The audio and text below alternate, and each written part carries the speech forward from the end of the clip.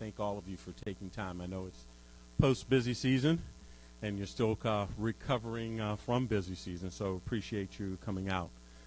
Before I introduce our guest of honor today, I want to review a couple of administrative items and details. First, I want to welcome those NJCPA members who are watching a live stream of this event on our website or our Facebook. I also want to welcome our President-elect, Ed Guttenplan, who's here today. Ed, thank you, Ed. And also extend on behalf of our President, Walter Brash, his regrets for not being here. Like a lot of our members, Walter is taking some R&R and is apparently, I think, in the air, but coming back from South Carolina, doing one of his favorite things. The NJCPA, excuse me, Don's going to get me for putting the S in there, is pleased to offer a forum where members can meet, listen, and ask questions of the candidates who are vying to lead our state government. It is important to hear directly from them their views and ideas how to innovate, create, and grow our state, as well as the opportunity to express our concerns on the issues important to the CPA business community. Our guest today is New Jersey's Lieutenant Governor Kim Guadagno. She's currently been in that position for almost 7.5 years now. Yeah. Well, you know, yeah, I was going to say, you know, we're about numbers and things of that nature. But so, and she is considered by many the front runner for the Republican nomination to succeed Governor Chris Christie. For the next hour and change, we're going to, or so we'll engage in what we hope to be a very lively discussion and Q&A.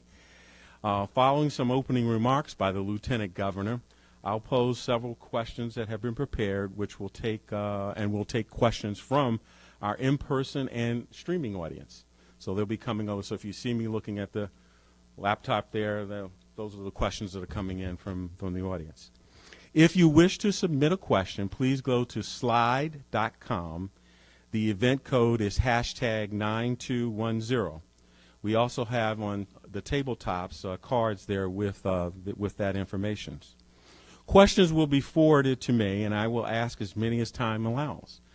Out of respect for the Lieutenant Governor and her time schedule and your fellow audience members, please submit a question, not a policy statement or a comment or a dissertation.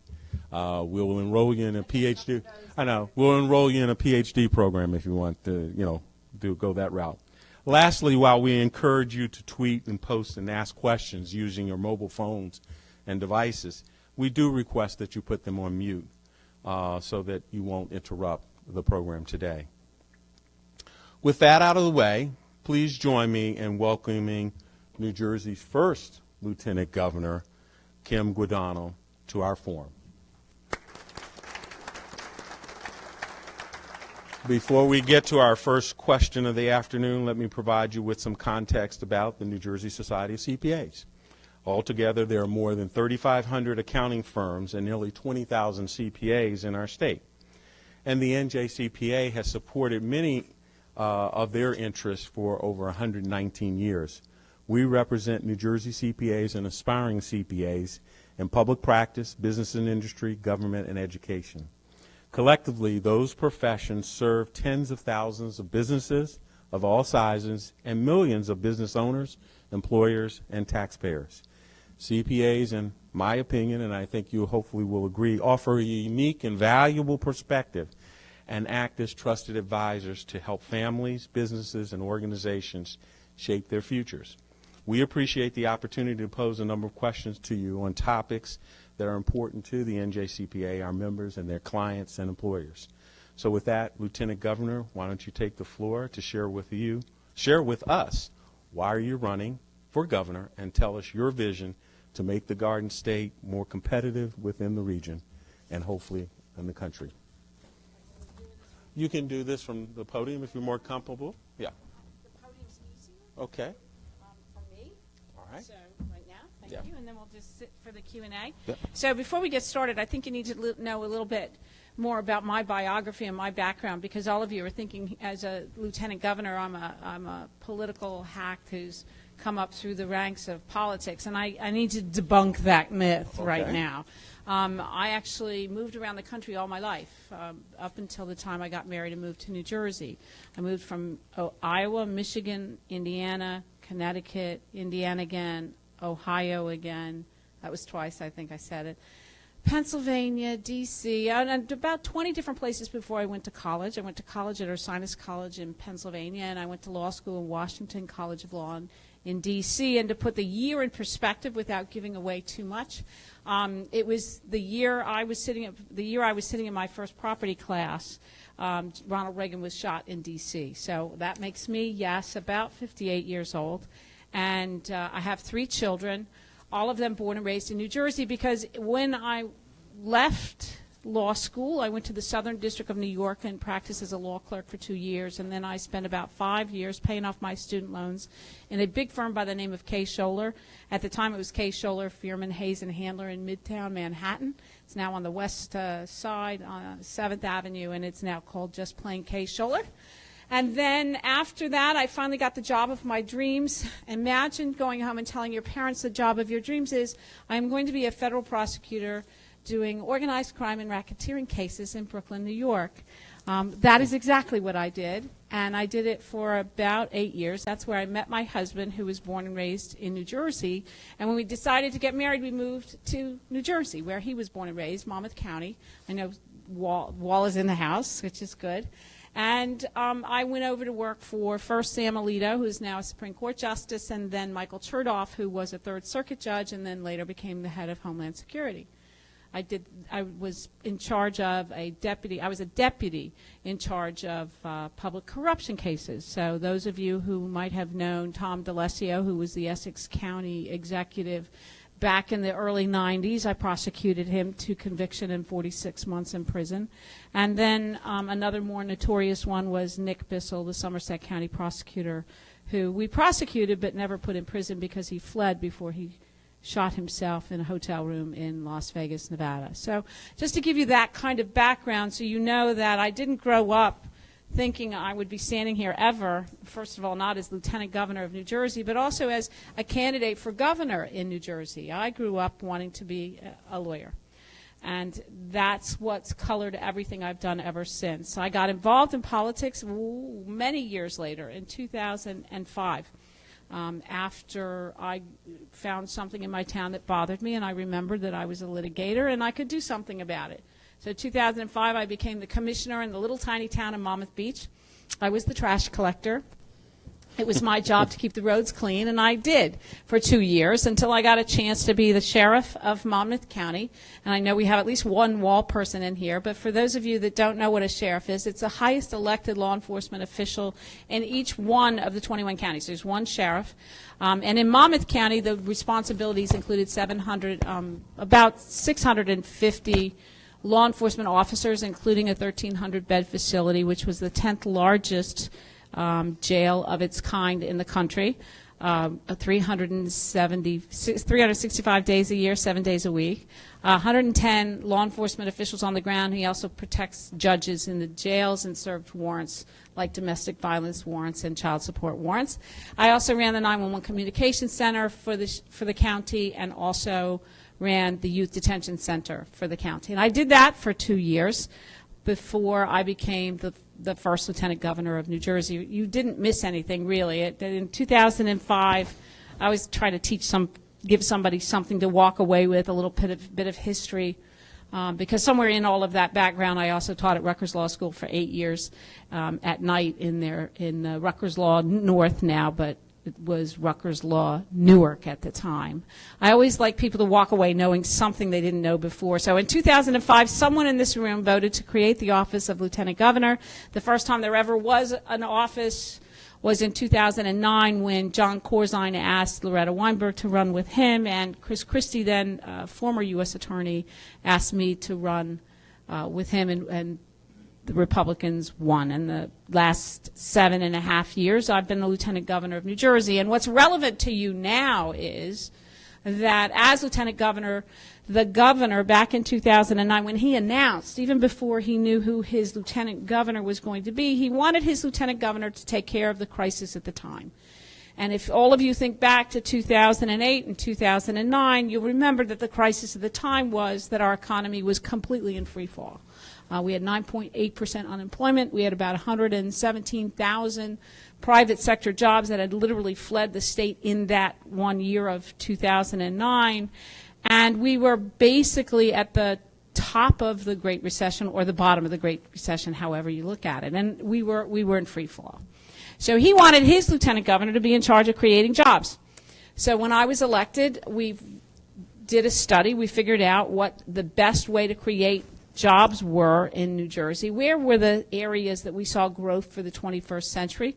We commissioned an objective review of where we thought the 21st century jobs would be, and we then went after those jobs. So in New Jersey, because of the high cost of living, we weren't going to be able to get the regular manufacturing jobs. All of you know those regular manufacturing jobs left the state of New Jersey. But we also knew that high-tech manufacturing, because of its location and co-location with pharma, life sciences, biosciences, biopharma sciences, was a growth area for us. So we targeted 6 areas based on the review we conducted. We set up a private-public partnership called the Partnership for Action, and we started to market New Jersey heavily outside of New Jersey. We went to New York and started fighting for all those jobs that New York had stolen from us over the years. We went to Pennsylvania and did the same, but we also went around the world, not on your tax dollars, but through a private-public partnership that was geared specifically towards targeting those jobs that we thought would fit better here in New Jersey. While we were doing that, I started to visit every CEO I could get my hands on in the state.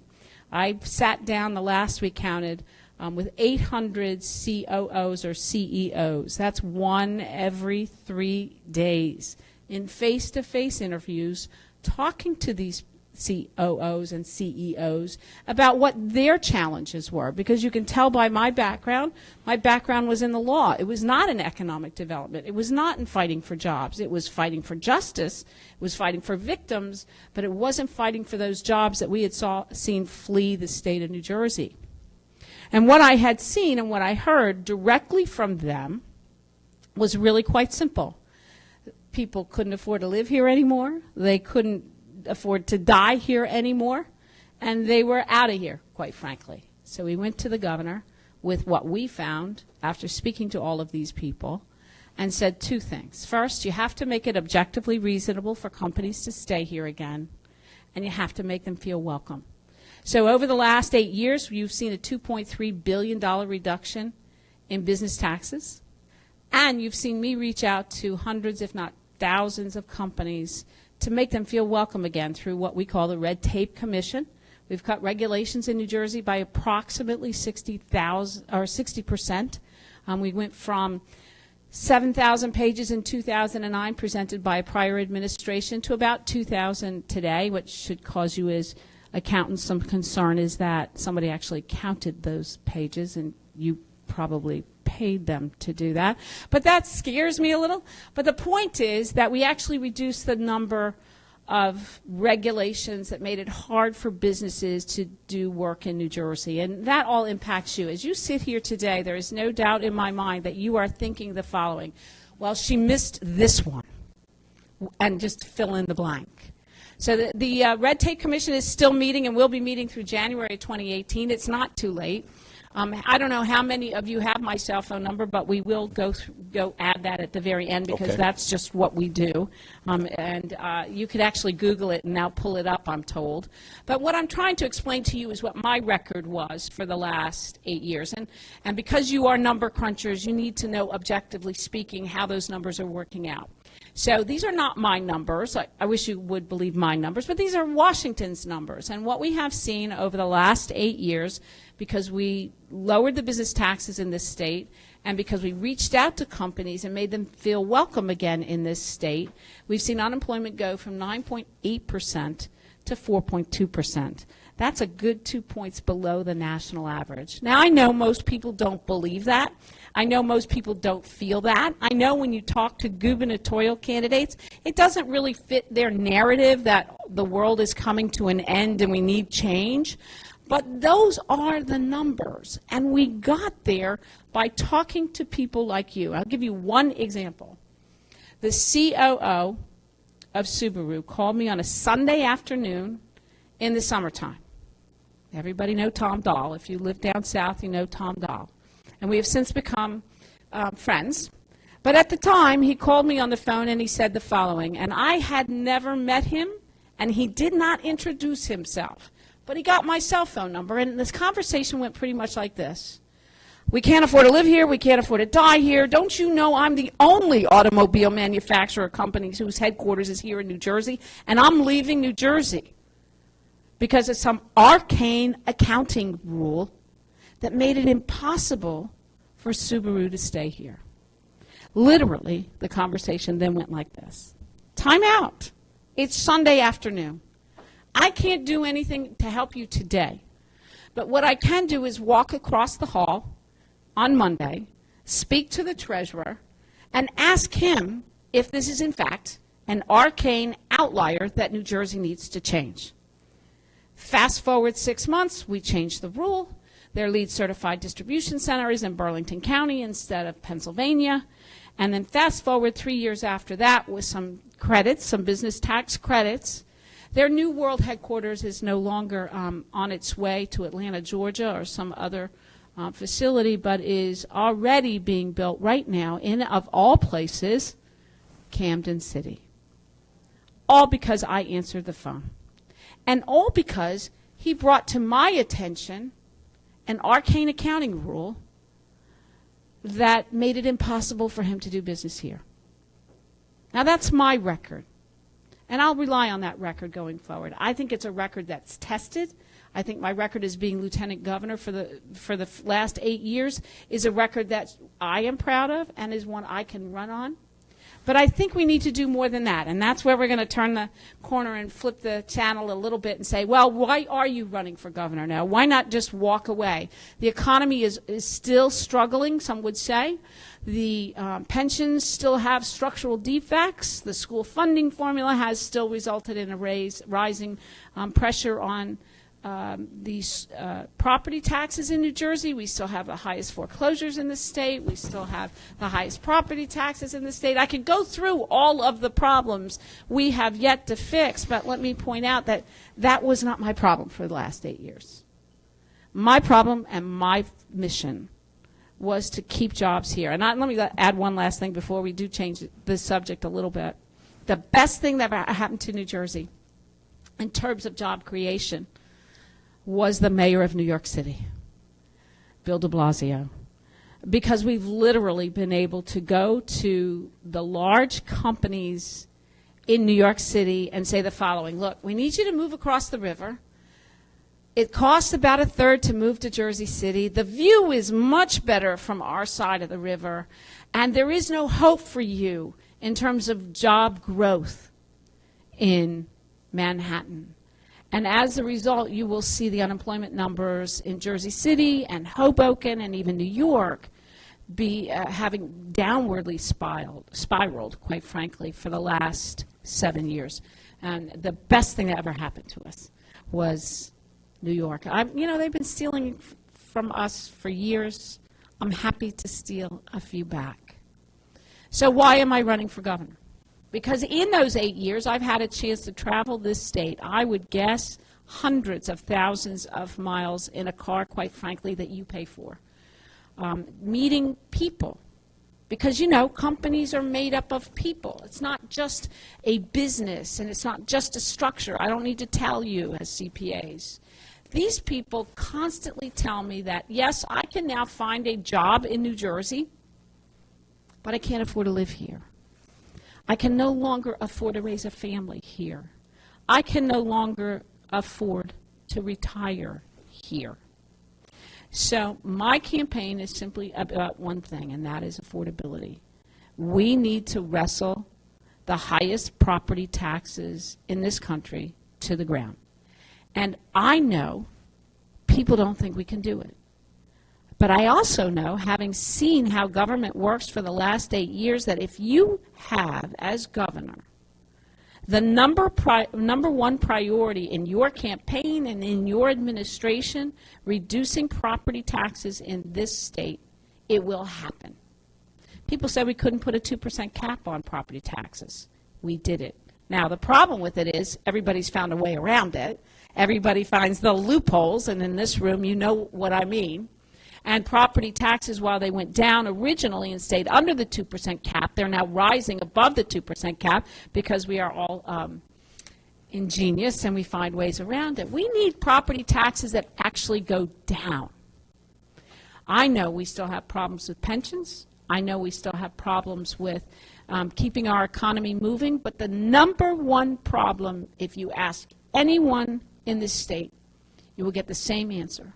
My school property taxes need to go down. I can no longer afford it. So I propose two things. First, an immediate fix, one that we can work on, one that I believe Republicans and Democrats alike can get on board with, because it helps the people who need the help the most, the fastest. Our senior citizens need to know that on their fixed income, their property taxes aren't going to continue to creep up. They need to know what the number is. And the number under my circuit breaker plan is quite simply this: 5% of your household income, whatever that is. If it's lower than your property tax rate, you will get that money back from the state. And the state, for all of those of you who might be in government right now or might be on boards of education, the state will reimburse you. If you're a family, a working family, one who lives paycheck to paycheck, one who's about to lose their home, or one who's in the middle of the foreclosure crisis that we're seeing now in New Jersey, you will now know that you will never pay more than 5% of your household income for your school property taxes. Or millennials who are coming to New Jersey to find one of those jobs, who are still living in the basement of their parents' homes because they can't afford not to buy a house. They can afford the house, but there's no guarantee of a fixed amount in terms of the property taxes because they continuously creep up. My plan is really quite simple. Give them a hope, give them the promise that their property taxes will never be more than 5% of their household income. That's not going to help everybody. We estimate, based on the 2010 census, I can get wonky in this room, right? So based on the 2010 census, we estimate that it will be about 1 million to 1.5 million people who will immediately benefit from this immediate property tax solution. It wasn't my idea. It was actually a liberal think tank's idea. Of course, now they're criticizing it because now they can't, now it's not their idea, it's my idea, and they get upset about it. But the idea is really quite simple. When you hit that number, you trip a circuit breaker and the lights go off. You don't have to pay any more money.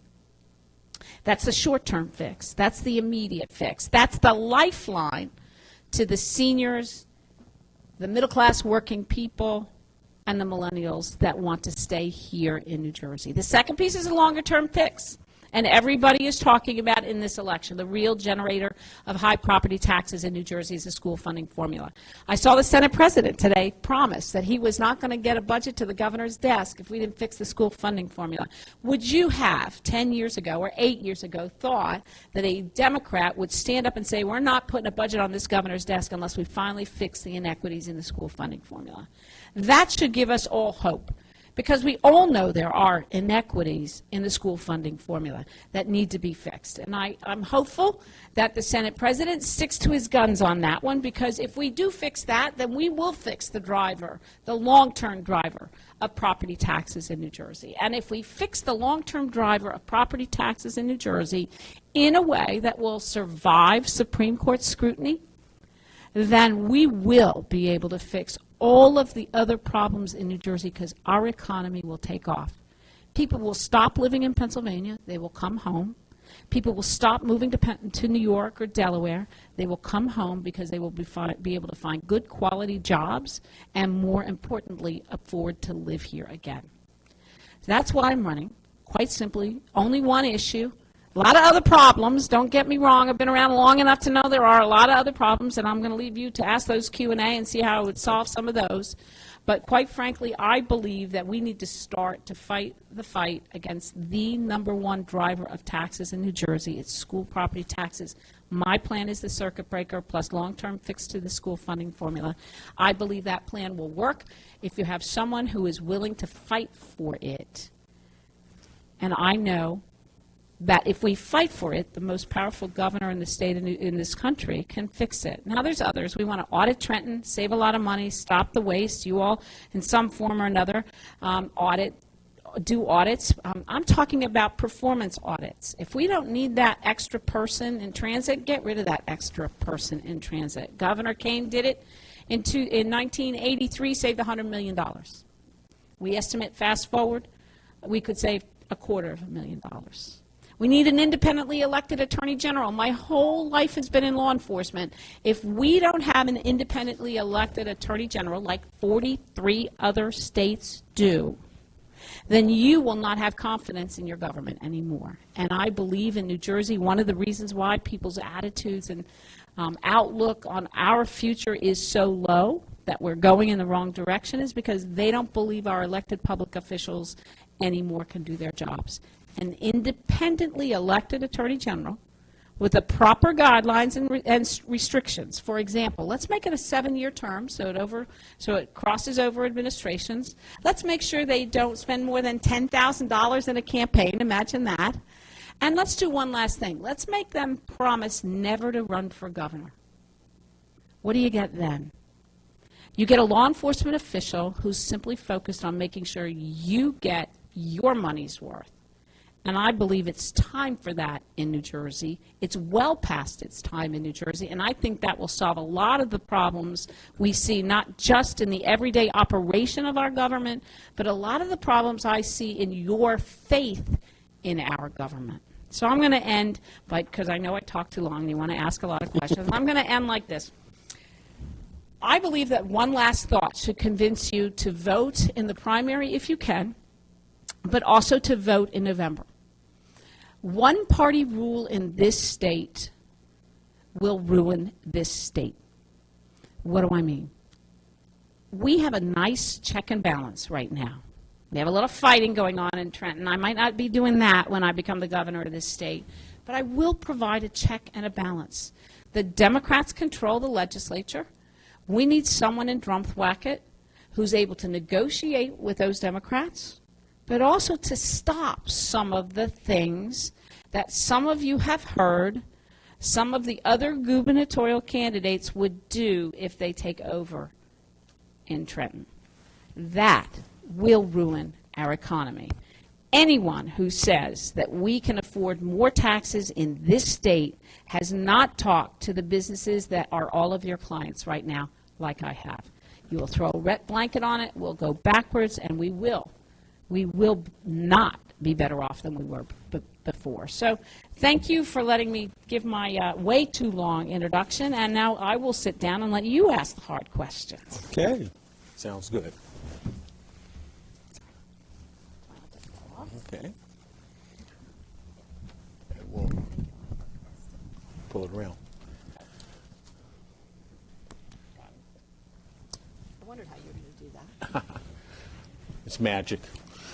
So, you talked about the circuit breaker and taxes. Our first question is on taxes. Now, according to a 2016 study conducted by the Tax Foundation, New Jersey has one of the worst tax climates of any state in the nation. As governor, would you propose any major tax changes beyond circuit breaker for individuals or businesses? Well, we've already, as I said, recommended $2.3 billion worth of tax cuts for the state of New Jersey, and they worked. So what we need to look at now, I believe, is how we can help individuals. So beyond the circuit breaker and fixing the school funding formula right now, I would not. There's always a loophole or two that needs to be fixed and cleared up. But right now, I think business taxes have been cut enough. At least unless there's an outlier. and I'm looking to this room, if there's an outlier, there's a couple of things we should be talking about. If there's an outlier, like, for example, when we rolled out the single sales factor in New Jersey, it was because I sat down with a company called Church & Dwight, which is Arm & Hammer baking soda or OxyClean, and they told me the reason they were leaving the state of New Jersey is because the single sales factor was killing us. Now, it took us 4 years to roll it out, because it was so expensive tax-wise, revenue-wise, but we rolled it out. If there's someone in this room who knows there's another tax that's keeping us, or another problem like that, the single sales factor, we were an outlier, and literally Jim Craigie was leaving. He had already bought a LEED certified distribution center in Pennsylvania. He was taking his entire company, Arm & Hammer, to Pennsylvania. He did not, because I asked him, like Tom Dahl, give me 6 months, and I promise you if I can fix it, I'll let you know, and if I can't, then we'll go friends. His new world headquarters is in Ewing, Mercer County, and he took his old research and development facility, put a couple of $100 million in it and changed that, and instead of closing his manufacturing facility in Lakewood, grew that out also. So the answer is, I think we've done enough on business taxes for now. Clearly the economy has spoken in that way. But I think that the real problem we have right now, as you've heard already, is we need to fix property taxes so we can stay here and grow our families here and keep our millennials, our next generation, here. Sticking on the tax topic, and you've talked about business taxes, there's been a lot of conversation about bringing back the millionaire's tax. Not from me. Well, okay. And so from that standpoint, you would oppose a millionaire's tax? Because there's been a conversation about imposing a millionaire's tax as a way to help address the pension obligation. Yeah, that's not going to work. Quinnipiac just did a survey. Right. Which I guess the results were 60% of those surveys said they would be in favor of that. Subsequently, we did a survey amongst our members because we feel that they have their fingers on the pulse of all taxpayer constituencies, and 60% said they would not favor that. So, right. So the interesting part about it is that I'm the only major party candidate who is against increasing taxes. One of my colleagues, whom I'm in the primary with, has said he wants to increase the tax brackets and has told the NJ.com that he will increase our taxes $600 million. That's the millionaire's tax. Mm-hmm. And I know that the leader on the other side has also said the same thing. And I think actually all four people on the D side have said they would institute the millionaire's tax. Let me tell you what will happen when that happens. The same thing that happened in 2009 when John Corzine did it. You will leave. You will leave. And the evidence isn't coming from me. The evidence is from the numbers themselves. We lost 117,000 private sector jobs in the year that we had that extra tax or extra corporate business tax. Interestingly enough, the Democrats, when they had a chance it sunsetted, when they had a chance right before we were elected to raise it again, and in other words, to keep it in place, when John Corzine was still the governor and the Democrats still controlled the legislature, they did not do that. And I will tell you why they did not do that. Because they know if you put a tax on the most taxed people in this country, people will leave. Because people have choices. They can move right across the river to New York, where in some places it's still cheaper to live, or you can move to Pennsylvania or Delaware or Maryland and commute. People have far too many choices. We are far too mobile. We can work at home.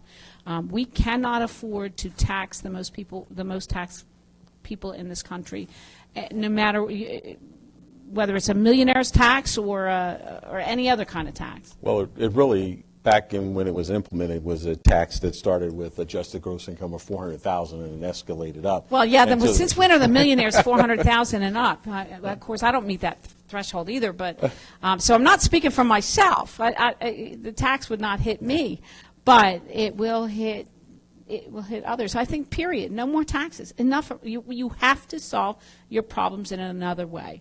And in New Jersey, if we've learned nothing, over the last 8 years. You have to solve your problems in another way, and that is to sit down, negotiate changes to the school funding formula so that the school funding formula is not so inequitable.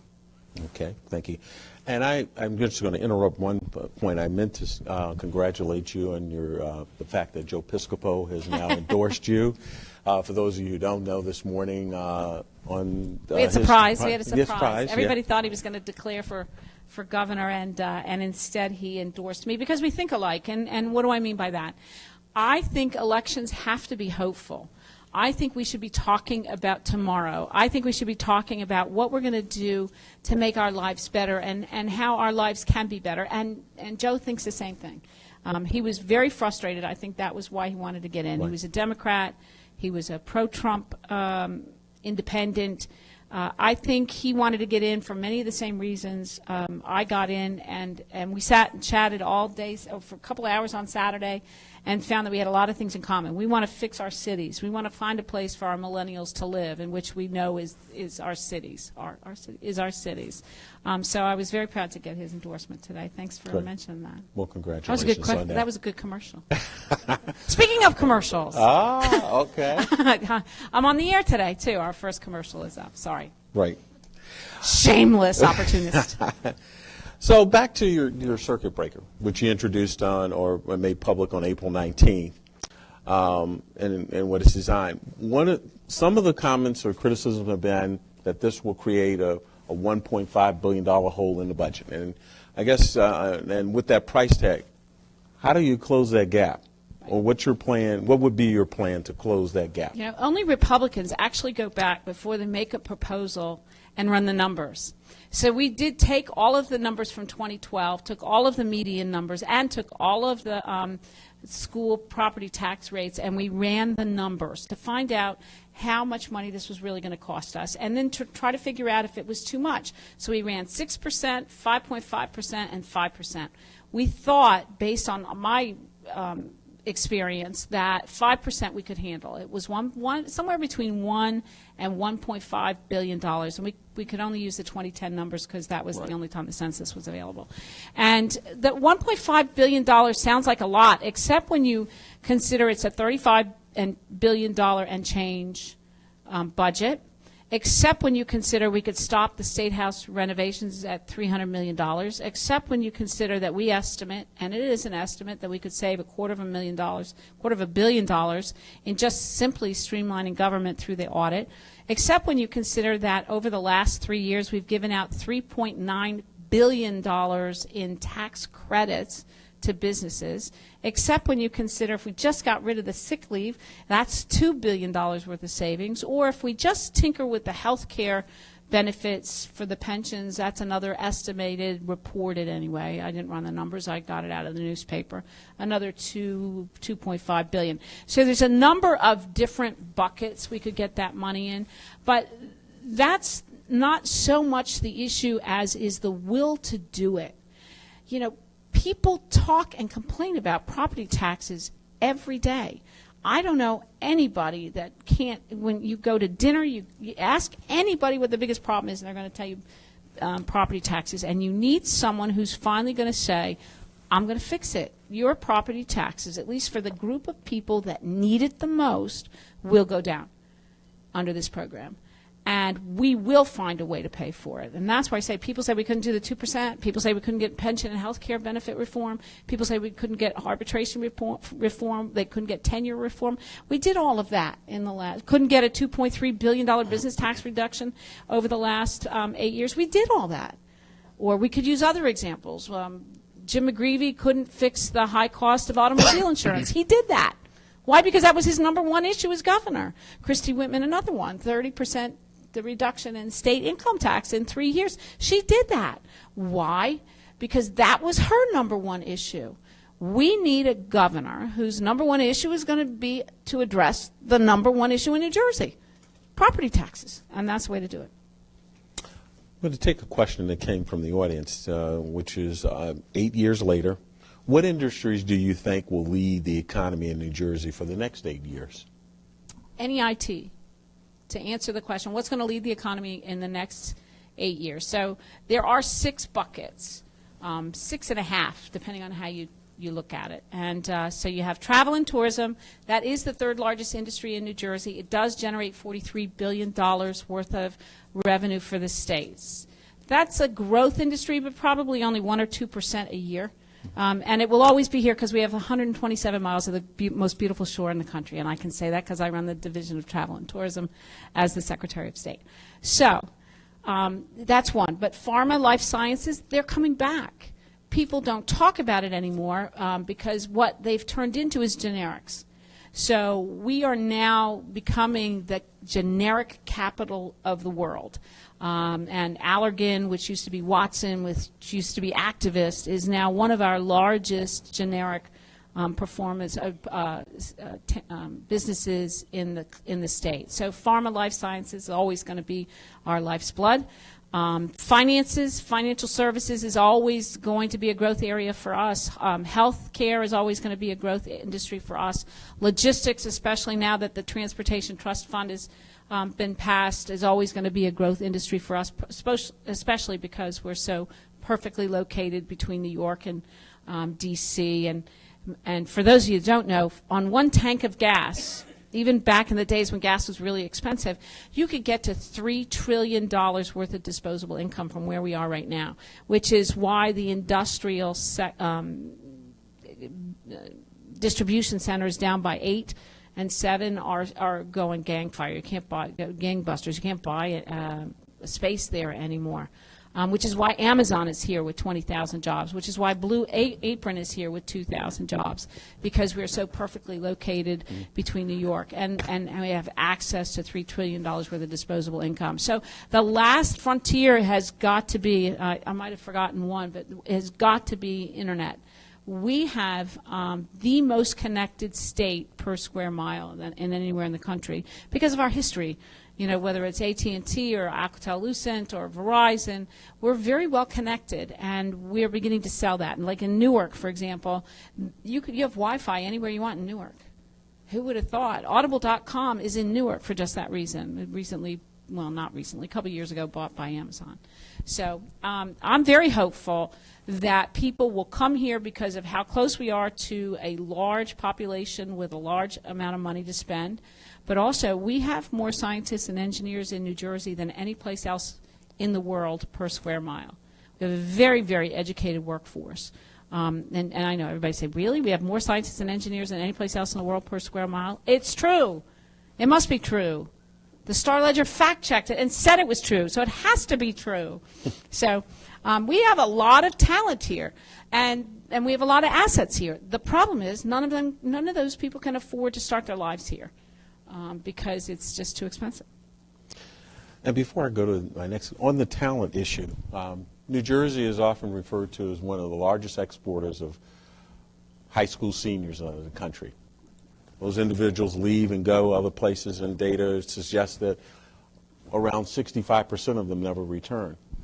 What do you see, what would you do to change that? 3 things. First, you have to remember what we've done already. $1.6 billion in a higher ed bond.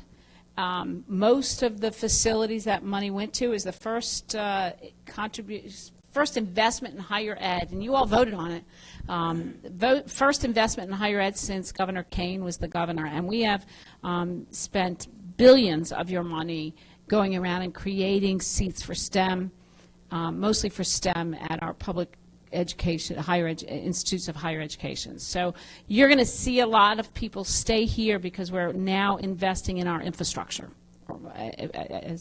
in terms of buildings and things like that. That's the first thing. Second thing is we need to make it affordable. I'm back to the affordability again. They're not staying if they can't come back here and earn a living wage and pay their bills. They don't want to live in their parents' houses. I wish they would. I have 2 older ones. I wish they would. But we really have to get back to the same old problem. We really finally have to address the property tax problem.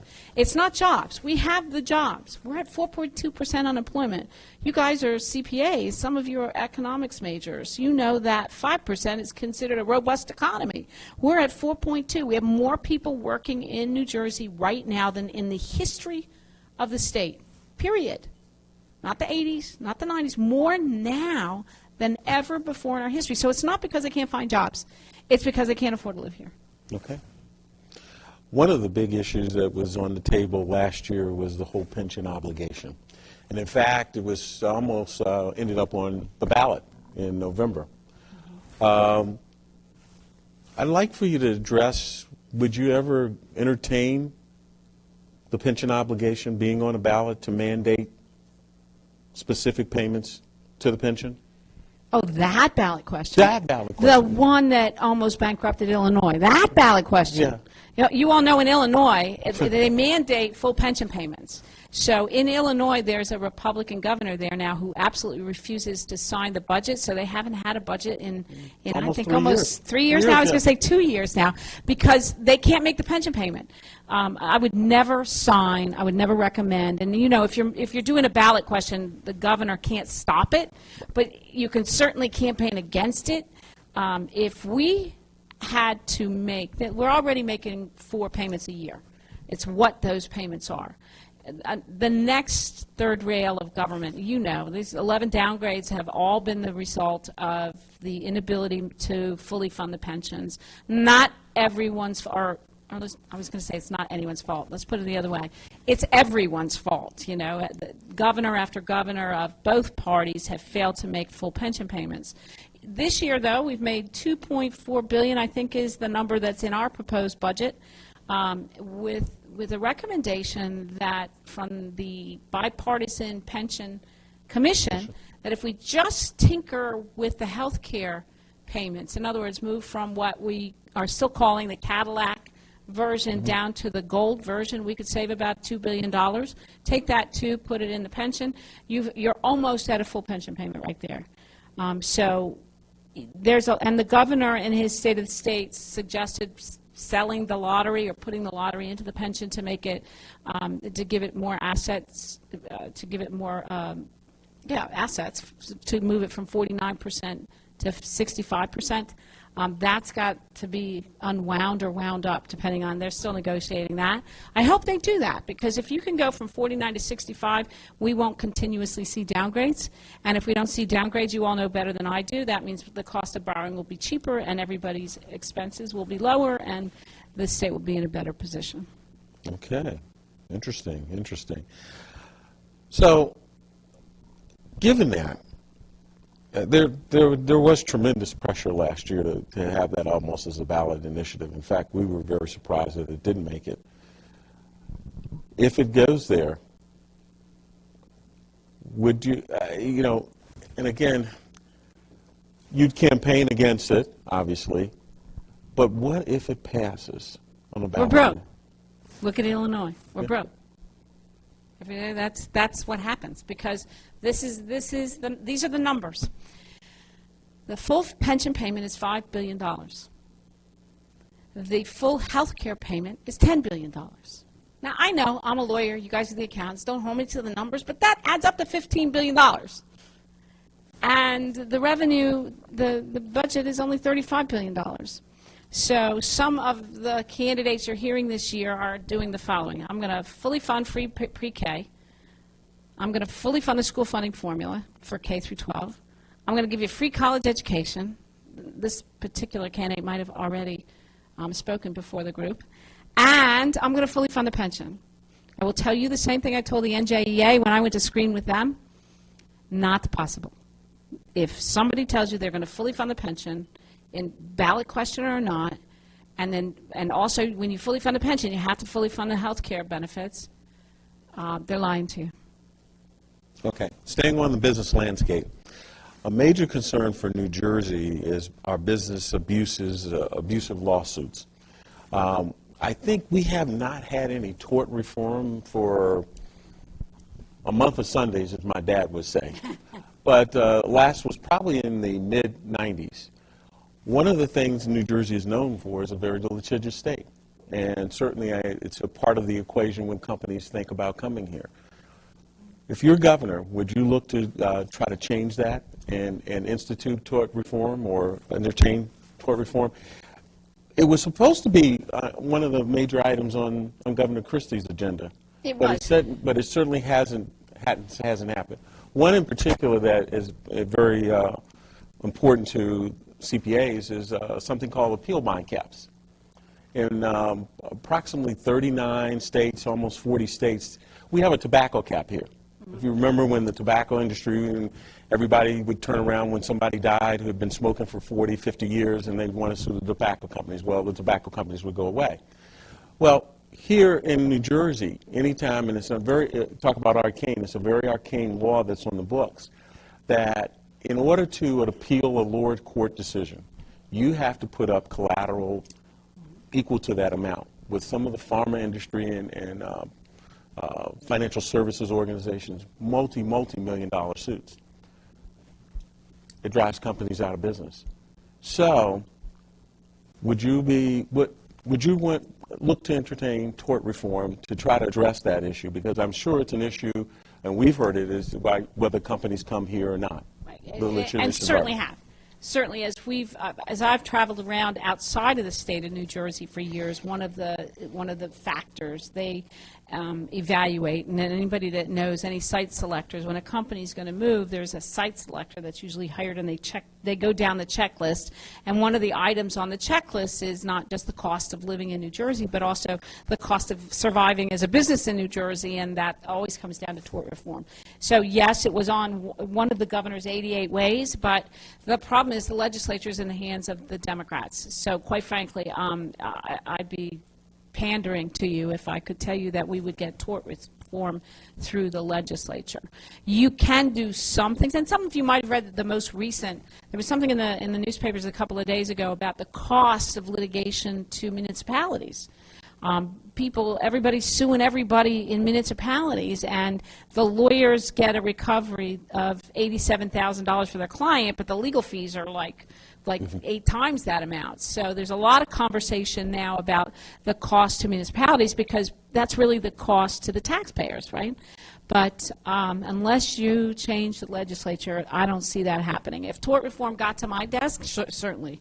And we could study tort reform, but we know where the problems are, because you just look to the 39 other states and take their legislation and present it to our legislator and legislate. Yes, legislators. Find somebody to put their name on it that's going to get 41, 21, and 1. 41 assembly people, 21 senators, and then a governor who will sign it, and I would. I just don't think you're going to get the votes. So some trees you just can't bark up. You can't. We had a question that came in about us asking you to expand upon your proposed solution for the school funding formula. Could you share with us your thoughts of how you would equalize that? Okay, well, there's 2 parts of it. One is the immediate one, which is the circuit breaker based on 5% of your household income. And I probably have a notebook here. If you gave me the name of your town, I could show you what my numbers show you could save. Not every town would save. And it's based on median incomes, because those were the only numbers I had. I don't have your household income.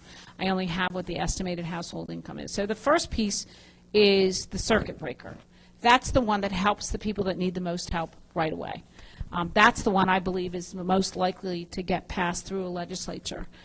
The second one is long-term fix for the school funding formula, and there's a lot of problems in that formula right now. I'll give you, what needs to be fixed when the following happens. Anybody here from Phillipsburg? Good. Well, bad, actually, because Phillipsburg is way up in Sussex County, and up until this past year, Phillipsburg's children for 30 years,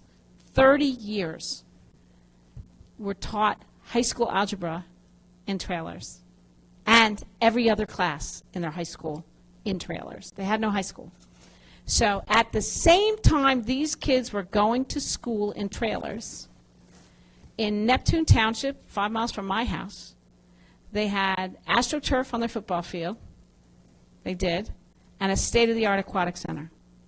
Now, if that doesn't tell you everything that is the matter with our school funding formula, nothing will. But it gets worse. I know in my town every 5 years we have a reevaluation. Jersey City hasn't had a reevaluation in 30 years.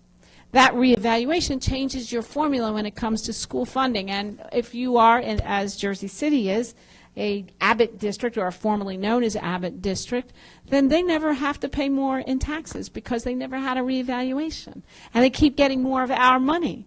So, and add on top of that, in the business world, the billions of dollars we've given them in tax credits to bring J.P. Morgan Chase over and UPS over, UBS over, Fidelity over, and all of those other companies. And they're giving away pilots, which means they're giving away our money to these companies. It's not fair. It's not providing a thorough and efficient education. So that's where the battle is right now. That's where, quite frankly, I was happy to see Senate President Sweeney draw the line, because now there will be a fix. We may not like the fix. The problem with the fix is this. It's going to take 2 to 5 years in litigation.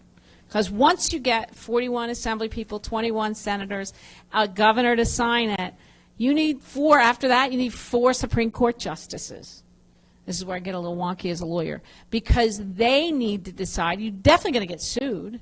I mean, that's just the nature of the formula. And you need to be able to make a record that's strong enough to survive a Supreme Court challenge. There's one other piece of it that's kind of unfair that I think we could fix right now. 2 other pieces we could fix right now. There's something called adjustment aid. The governor, whoever the governor is, gets $560 million to dole out to 180 districts. There's about 560, maybe 600 districts. Of the 180 districts, 120 of them are overfunded, yet they still get part of this $560 million worth of adjustment aid, including Jersey City and Hoboken. I would zero out the Jersey City money right now. I'd zero out the Hoboken money right now. I'd go through and find out which other districts were. And that doesn't mean you zero out school funding. The kids still get their money. This is money on top of that they're getting. That was designed to equal out the funding formula that John Corzine signed in 2008, but it was never rolled, it never went away, and it never changed. The other problem with the school funding formula is the hold harmless piece. There's a school down in Salem right now that has lost 50% of its population in the school. But since 2008, when the Governor Corzine signed the school funding formula back then. Since then, in the last 9 years, they have lost 50% of their student population. People have moved out, haven't come back. But because of this hold harmless provision, they get the same amount of money they were getting in 2008. Don't you wish you could do that? That's ridiculous. It's ridiculous on its face. You, as CPAs, I have no doubt, recommend that your clients do a review on a regular basis. It could be 2 years, could be 5 years, could even be 10 years, or it could be all 3. But it certainly isn't 30 years. We need to go back and eliminate the hold harmless right now. There are kids in freehold with 50 kids in the classroom who have not gotten any more money in the last 9 years. Yet there are kids down in Salem County who have lost 50% of their population and have gotten the same amount of money in the last 9 years. Come on.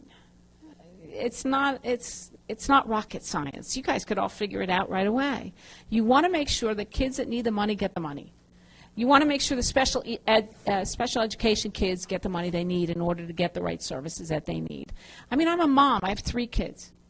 One's 24 now, but he went through public school for part of his career. One's 21 now, and one is 16. Nobody's going to walk away from these kids. What we need to do is walk towards those kids that are not getting the money that they need now, no matter what district they're in. And that will actually also lower your property taxes. That is a secondary benefit to that school funding formula. New Jersey's an interesting landscape in that it has 560 school districts and municipalities, county government, et cetera.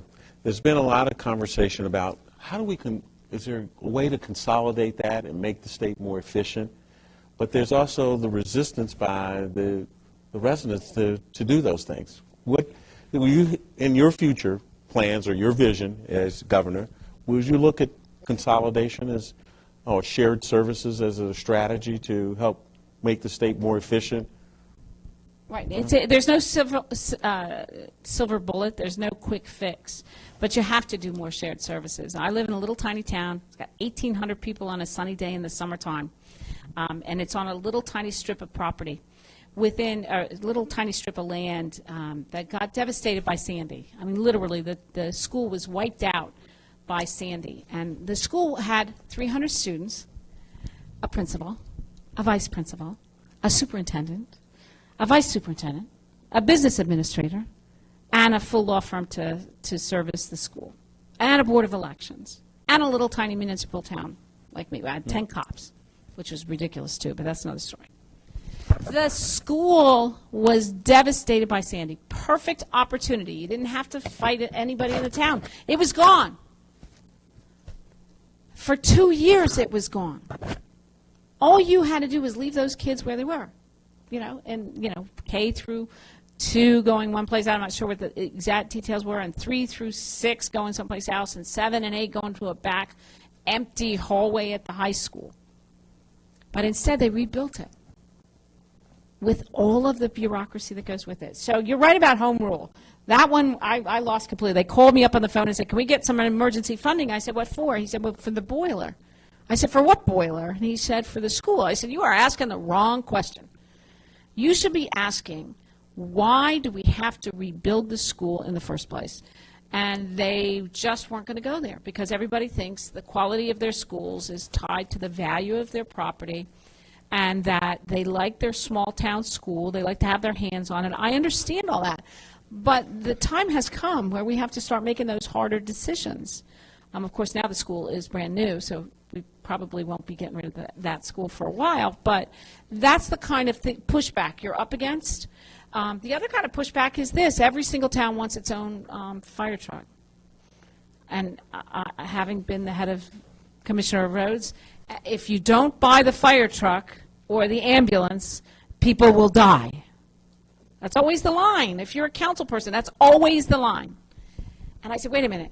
Long Branch is literally spitting distance over there, and they got 3 fire trucks and a bunch of EMTs and some paid firemen. Seabright, and they've rebuilt after the storm.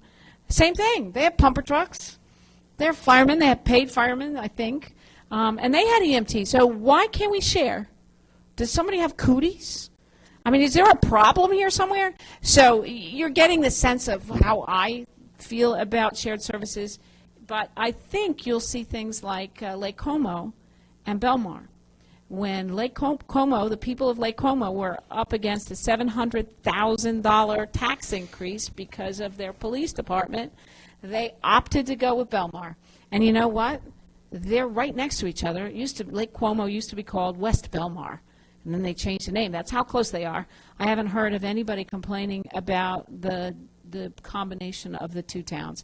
So it's going to take time. We're very, very proud of our home rule. We should eliminate civil service obstacles for that. We should incentivize shared services. We should right-size some of our fire, police, schools in a way that satisfies the community. It's got to come from the community up because otherwise it's not going to work. Okay, and I think we have maybe time for one more question. And that question is, we've talked a lot about tax proposals and the fact, in fact, on your website, you comment about how our folks are leaving New Jersey. Beyond taxes, what other priorities would you look to implement or address to keep folks in New Jersey?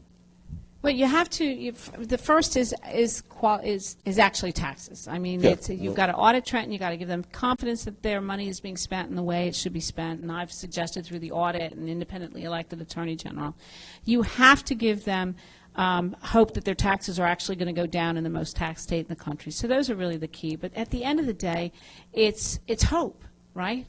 It's jobs. It's good quality jobs for those that want them and the kind of jobs that they want to work in. So that's hope. And the good part about that is, from my perspective, and again, in a campaign, people don't like to talk about hope. They don't like to. Campaigns are forward-looking. They like to bash the guy behind them and look forward to how they would change things. But, you know, last year in New Jersey, we had 103,000 businesses file to start their lives here. 103,000 businesses filed to start their lives here. That's good for you, because that means you guys are always going to have a job. Because as these companies grow in New Jersey, they're going to stay in New Jersey. Because if you decide to come to New Jersey at the get-go, then clearly there's a reason they want to be here. And that's the hope. That's the part of this campaign that I think we should talk more about. We need to get good quality jobs. Not every, and I can say this because I have a teenager who fits this one, not every kid needs to go to college. But every kid needs a job that he's going to love, that pays him or her a livable wage. And that's what our goal has to be. That's our aspirational goal for New Jersey. The quality of life, all tied to jobs. There is no one in this campaign who knows more about creating those jobs than the person who's sitting in this chair right now. Thank you. I was going to go when you started talking about a livable wage, brought to mind the minimum wage proposals that are on and the mandatory paid sick leave, but we'll leave that for another day. Oh, good. Then I get to come back. You might hear some of it at the debates. Okay, great.